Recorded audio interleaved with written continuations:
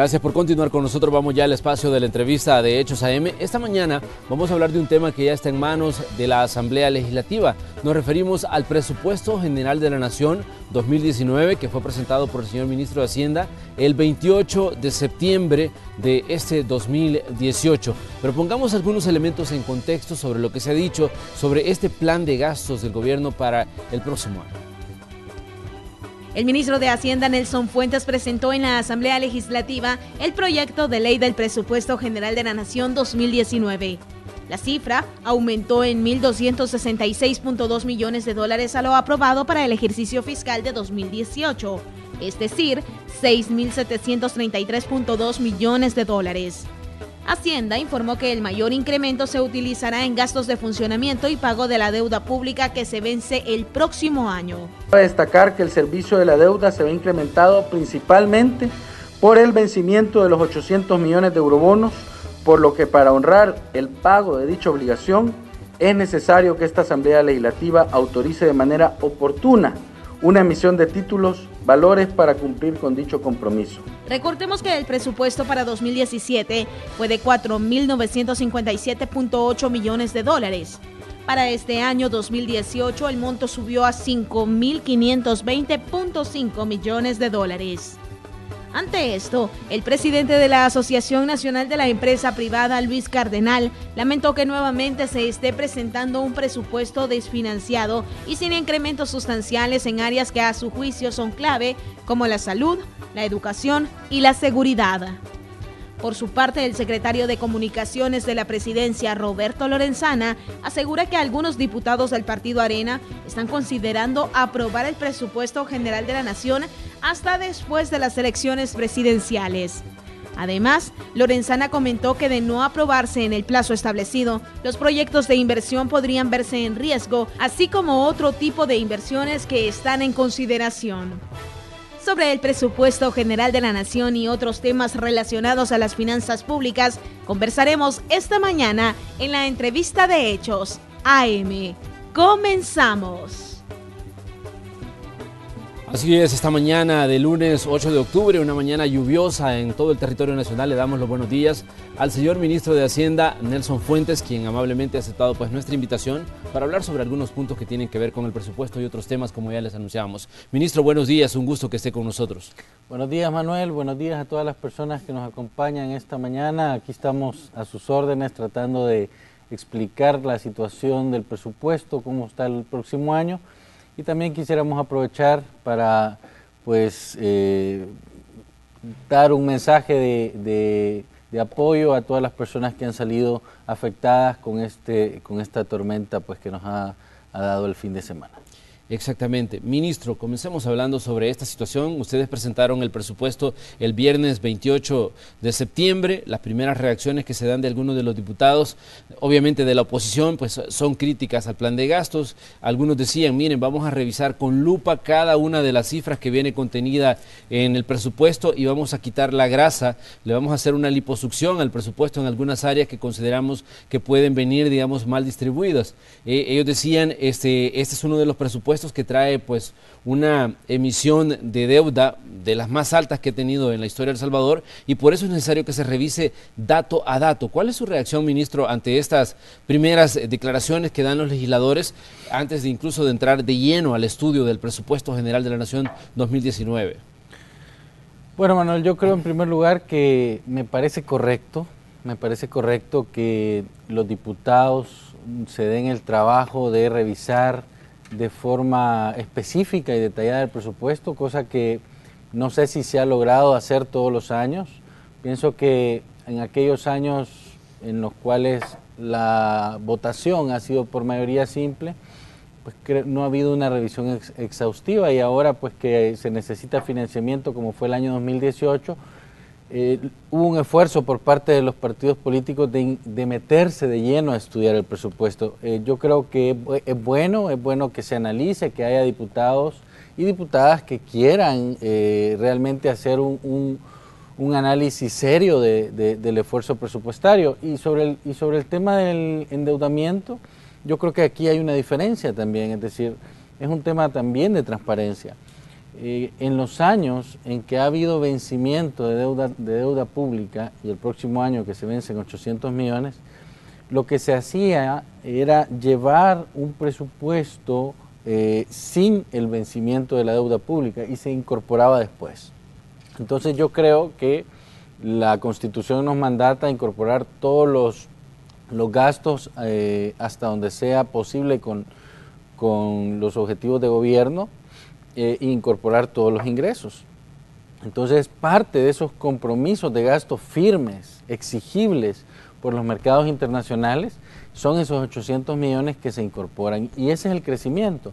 Si no hubiéramos incorporado o no hubiésemos incorporado los 800 millones de deuda pública para diciembre del próximo año, tuviéramos un incremento de 465 millones. Entonces, yo creo que es importante reconocer y además ver cuál es la lógica de por qué el presupuesto crece y por qué hay una brecha sin financiamiento que se está solicitando a la Asamblea aprobar un primer decreto por 1.400 millones. En el momento en que se aprueban los 1.400 millones, entonces el presupuesto está en equilibrio.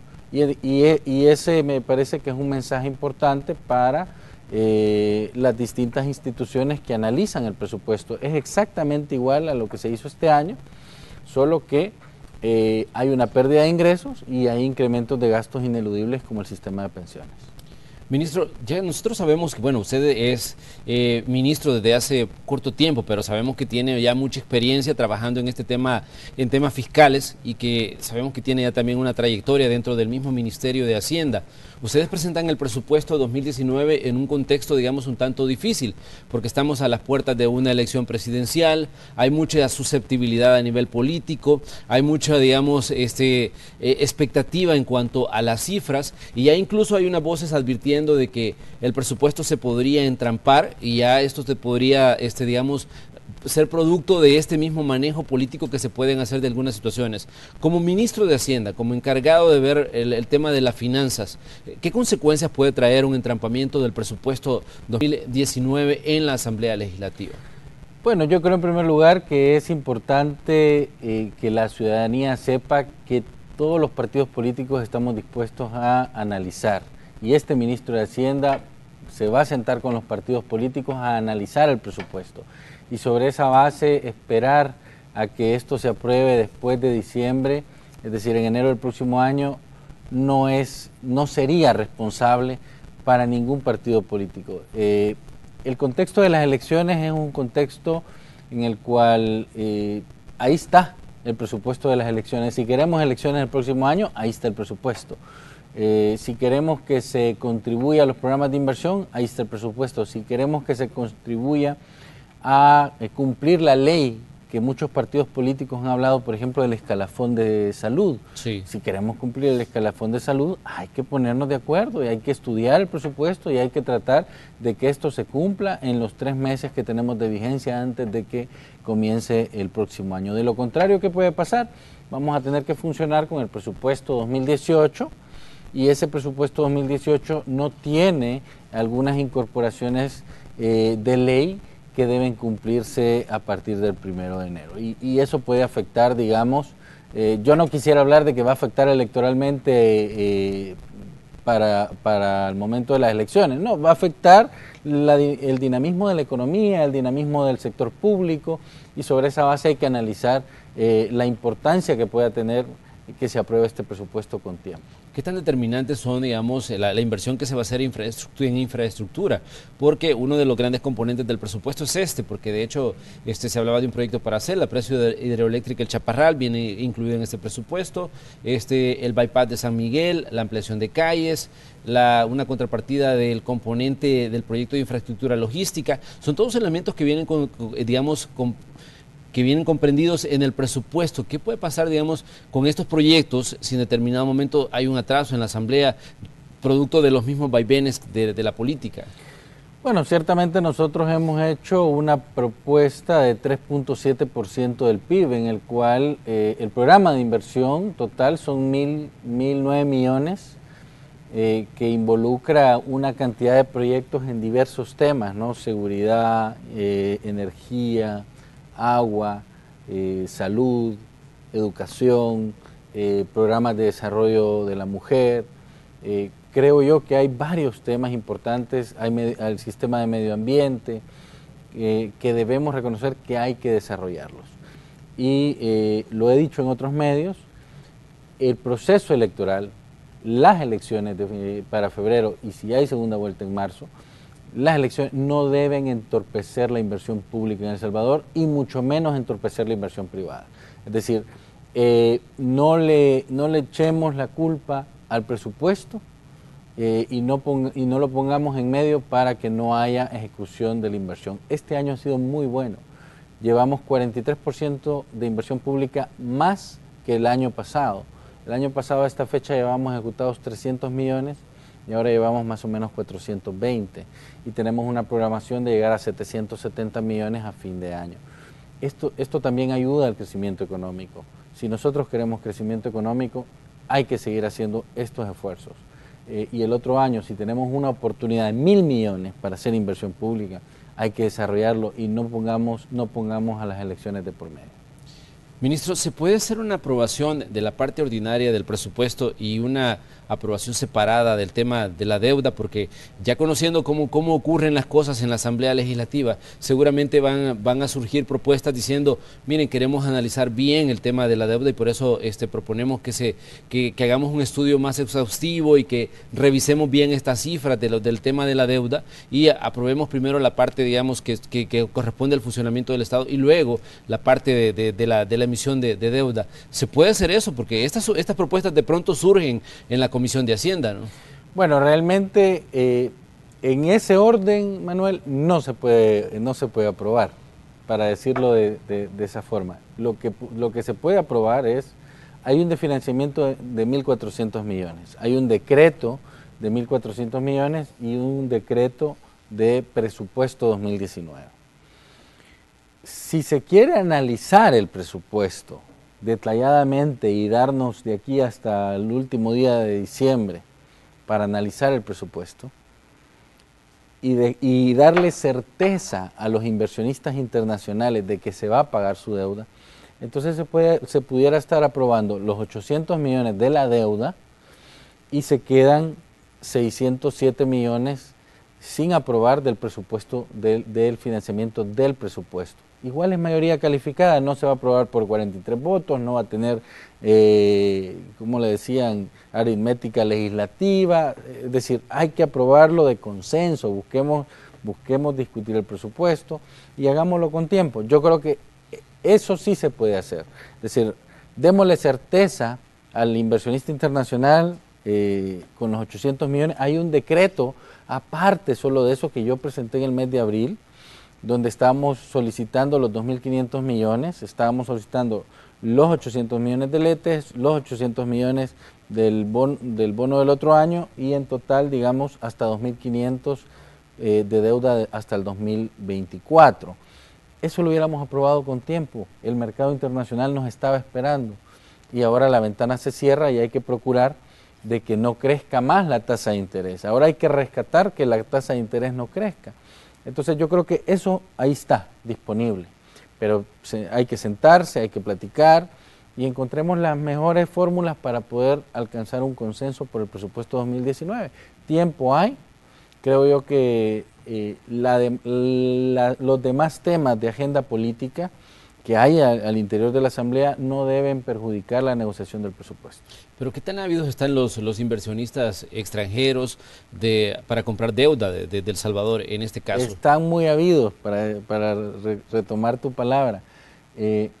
Yo creo que en el mercado de países emergentes, uno de los países que están buscando los inversionistas con mucha sed es El Salvador. Hace 2 meses la tasa de interés para El Salvador, cuando hace un año estaba a 8.6, hace 2 meses estaba a 7. Cuando hace un año se podía emitir a 10 años, hace 2 meses estaba a 30 años. Entonces la capacidad de hacer más horizontal los niveles de deuda pública y evitar esos picos que vienen cada 3-4 años era buena. Había un riesgo país bastante bajo y la ventana de oportunidad estaba abierta para El Salvador. Ahora los mercados emergentes se están cerrando porque el riesgo está incrementando y los grandes financiadores, los grandes fondos de inversión en el mundo se están yendo a Estados Unidos a invertir en títulos valores, en infraestructura, y los problemas que ha tenido Argentina han incrementado el riesgo país en los países emergentes. Ya no se puede salir a 30 años. Ahora regresamos otra vez a salir a 10 y regresamos otra vez a tasas de 8%. Entonces, ¿qué queda? Lamentablemente es así. El mercado internacional es muy volátil. ¿Qué queda? Los inversionistas están esperando a El Salvador, sin duda alguna. Pero entre más nos tardemos, más alta va a ser la tasa de interés.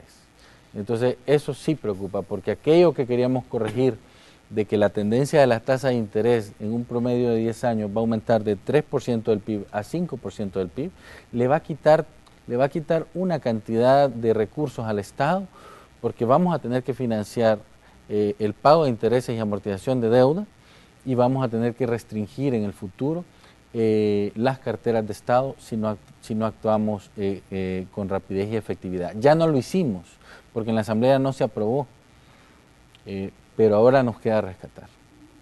Muy bien, una de las críticas que hacía el Partido Arena, justo el mismo día que ustedes presentaban el presupuesto, era que en los últimos 10 años el plan de gasto se ha duplicado. Ellos decían, para 2010, 3.654 millones de dólares y para este 2019, 6.733.2 millones de dólares. ¿Cuál es la explicación que puede dar usted como ministro de Hacienda sobre la duplicación en los últimos 10 años del plan de gastos, del presupuesto general de la Nación? Bueno, yo creo que hay varias razones, ¿no? La primera razón es que hay una relación de ingresos y gastos en el presupuesto, hay una relación de ingresos y gastos en la situación financiera del sector público que era deficitaria y hubo necesidad de mejorar los ingresos, ¿verdad?, y estabilizar más o menos los gastos en los primeros años del 2009 en adelante. Esa brecha de ingresos adicionales que tuvo El Salvador era para disminuir el déficit fiscal de 6.3% del PIB a 2.7% del PIB que va a cerrar este año, más o menos. Estamos hablando que hay 3 puntos de déficit fiscal, más de 3 puntos de déficit fiscal que han disminuido y eso mejora los indicadores macrofiscales. Segundo, si revisamos las carteras de Estado, educación, salud, seguridad, Ministerio de Trabajo, prácticamente se han duplicado. Y hemos absorbido, en el 2009-2010 se absorbieron una cantidad de trabajadores que estaban por outsourcing, estaban de forma privada y que trabajaban para el Ministerio. El programa Educo, había una cantidad de doctores que no tenían ley de salarios, todo el número de policías que se ha contratado, todos los años tenemos 6.000 personas en el ejército.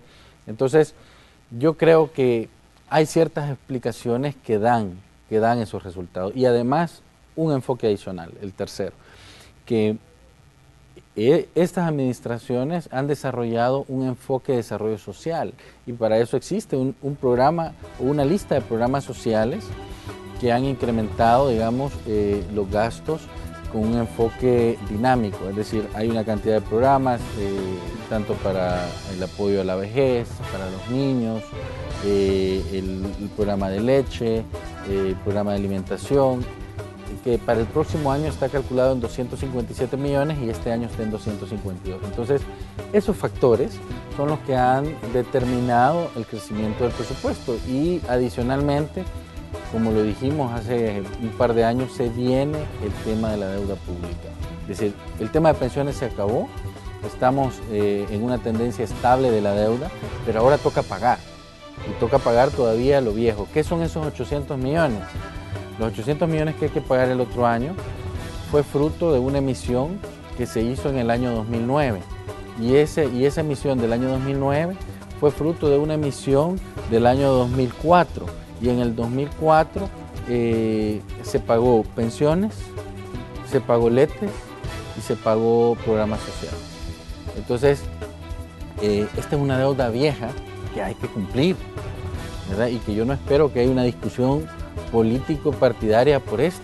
Es decir, el Estado es uno y el Estado debe, en sus tres órganos tiene que cumplir los compromisos que tiene. Bueno, porque parece que en determinado momento pues a muchos políticos les da un poquito de amnesia, ¿no? Y se olvida del origen de la deuda que se está pagando. Sí, sí, yo creo que hablar de que vamos a pagar 800 millones, vamos y revisemos con antecedentes de dónde provienen los 800 millones, ¿verdad? Entonces, y si yo lo digo de una forma muy transparente, sin querer afectar a ningún partido político, pero cumplamos, si este es un compromiso de país. Es decir, aquí el que queda mal no es un partido o el gobierno, el que queda mal es el Estado entero. ANEP criticaba, decía que son aproximadamente 49.000 plazas las que se han creado en el gobierno. Usted ya nos decía que en algunas áreas se absorbió a una cantidad importante de empleados, pero se cuestiona siempre, digamos, el surgimiento de nuevos puestos de trabajo en instituciones del Estado. El 21 de septiembre hizo un análisis el Banco Mundial sobre cuál era la situación de las plazas. Primero hay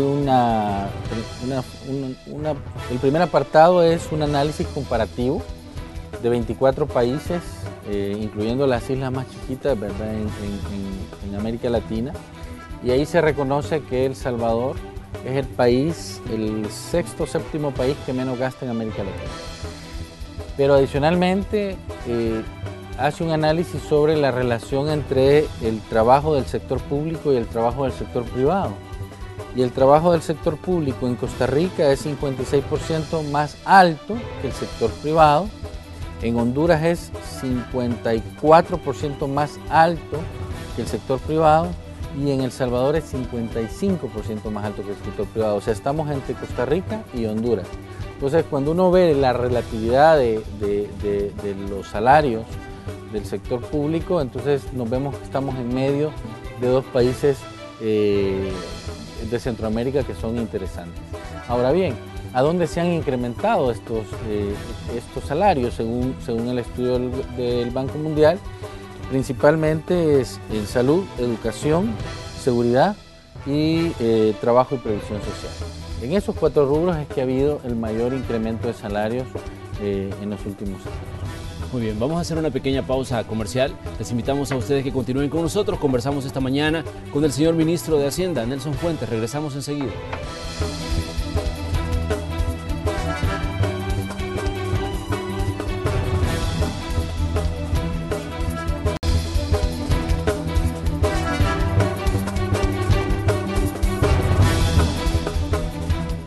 Esta mañana en el espacio de la entrevista de Hechos AM conversamos con el señor ministro de Hacienda, Nelson Fuentes. Recordemos que el 28 de septiembre el Ministerio de Hacienda precisamente entregó a la Asamblea Legislativa el Presupuesto General de la Nación 2019 y se avecina pues un proceso de análisis, un proceso de debate en la Comisión de Hacienda de la Asamblea Legislativa para proceder a la aprobación del presupuesto. Recordemos que esta aprobación requiere una mayoría calificada. A partir de los últimos años esto ha sido así. Se necesita que voten 56 de los 84 legisladores para la aprobación del plan de gastos. Ministro, las áreas en las que ¿considera usted que hay reducciones y que hasta cierto punto se dijo que eran áreas que eran muy sensibles? Pero tal vez si nos detalla usted cuáles son esas áreas y cuáles son, digamos, las justificaciones para que tengan esa reducción en la asignación presupuestaria para el otro año.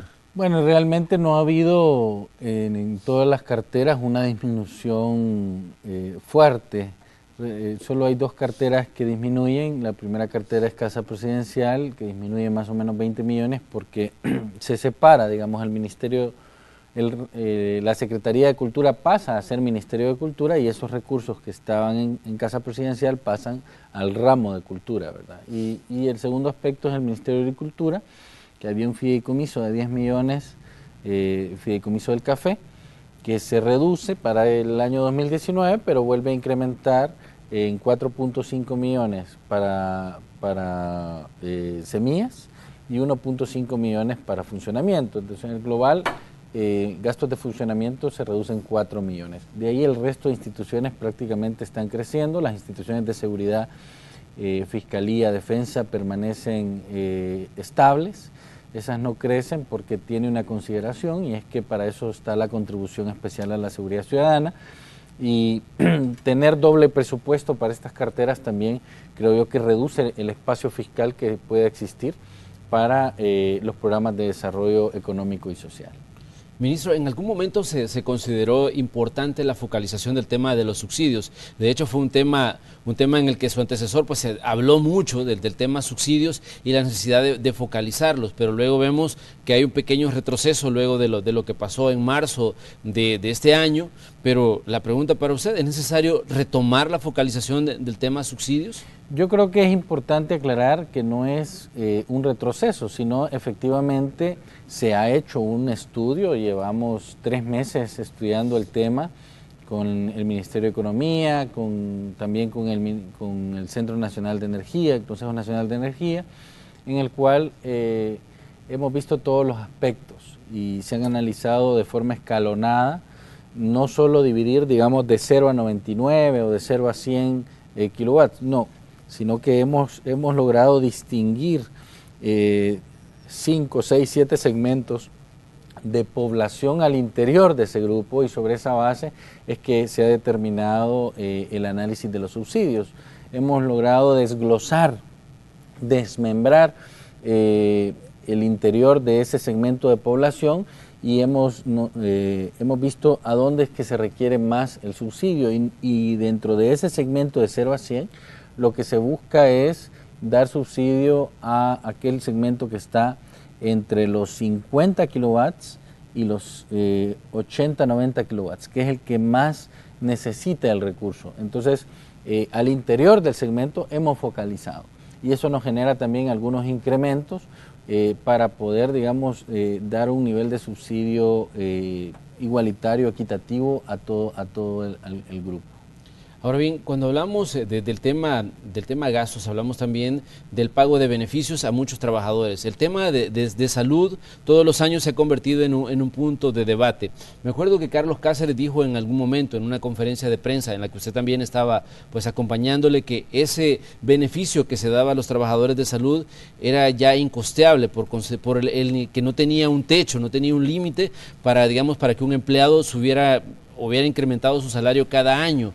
Recordemos que el escalafón que se paga a los trabajadores de salud es 3% por antigüedad y 5% por desempeño, llegando a un 8%. En los últimos años se ha asignado nada más una parte de ese beneficio y no ha sido para todos los trabajadores, sino que se ha puesto, digamos, algunos límites. Pero en medio de la campaña electoral ya hay algunos políticos diciendo, miren, es necesario que se pague todo el beneficio tal y como está establecido en la ley aprobada en el año 94 a los trabajadores del Ministerio de Salud. Pero queremos escucharle a usted porque de pronto esto va a ser un punto de debate y seguramente que cuando vaya a la Asamblea Legislativa a hablar del presupuesto le van a preguntar por qué no está comprendido todo el pago de este beneficio a los trabajadores de salud.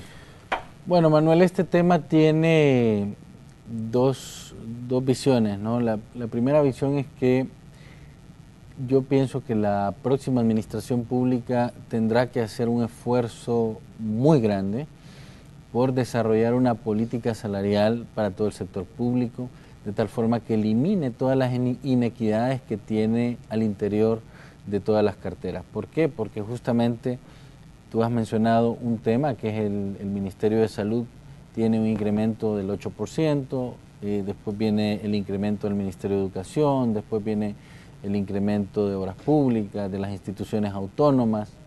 ¿Y dónde queda medio ambiente? ¿Dónde queda turismo? ¿Dónde queda las más pequeñas, CONAMIP, el Registro Nacional de Personas Naturales? ¿Dónde queda el ISDEMU? Hay una cantidad de instituciones que no tienen ninguna opción de política en términos laborales. Entonces yo creo que es necesaria una política salarial y que debe hacerse rápido. Es decir, debería ejecutarse en base de consenso con el sector público, con el sector laboral del sector público, para que inicie eso en el 2020. Y el otro tema es el escalafón de salud. Es decir, ya nos damos cuenta que hay una inequidad al interior de todo el Estado y que es necesario resolverla. Y eso no se hace de la noche a la mañana. Tiene muchos pasos para poderlo llevar a cabo. Pero adicionalmente, al interior de una cartera hay inequidad. Un escalafón de 8% para todas las instituciones genera inequidad porque los que ganan más salario, su incremento del 8% es mayor. Es decir, una persona que gana $3.000 está ganando $240 de incremento. Una persona que gana $500 está ganando $40 de incremento. Entonces es totalmente inequitativo, ¿ya? Entonces, pero yo siempre digo, la ley es sabia, y el artículo 2 se habla de que el 8% de escalafón para los empleados, entre 3 a 8%. Pero el artículo 13 de esa misma ley dice que la escala salarial del escalafón será determinada por factores económicos y de inflación. Y sobre esa base es que nosotros hacemos el análisis. Es decir, los factores económicos y la inflación nos está diciendo que ese 8% debe ser de otra forma, que esa escala salarial debe ser de otra forma. Y por eso es que hicimos esa propuesta progresiva de escala salarial para el escalafón de salud. Probablemente va a ser una discusión en el presupuesto, pero hay que tomar en cuenta lo siguiente. La ley de responsabilidad fiscal también hay que cumplirla. Y la ley de responsabilidad fiscal nos dice que el Estado no puede crecer más que 4.6% y eso está a tope. Entonces, si se decide incrementar más los escalafones en el área de salud, entonces van a tener que quitarle a alguien más, pero no pueden subir, porque el techo es cumplir la ley y ahora la estamos cumpliendo. Muy bien, me gustaría, ministro, que también nos hable usted de los ingresos tributarios proyectados para el otro año.